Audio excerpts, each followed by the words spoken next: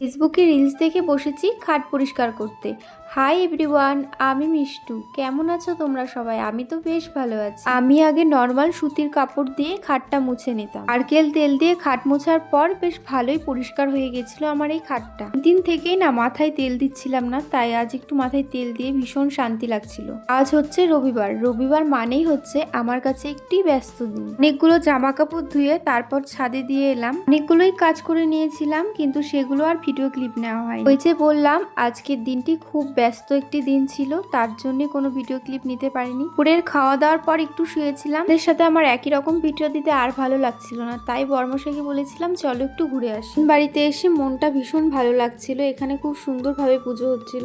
বাড়ির থেকে বেরিয়ে ফুচকা খেয়েছিলাম, তারপর মেয়ের জন্য বেলুন নিয়ে এখন রওনা দিয়ে দিলাম বাড়ির উদ্দেশ্যে। আকাশের পরিস্থিতি ভীষণ খারাপ ছিল। পৌঁছাতে না পৌঁছাতেই সেই জোরে বৃষ্টি নেমে গেল। আজকের ভিডিওটি এই পর্যন্তই। দেখা হচ্ছে পরে কোনো ভিডিওতে।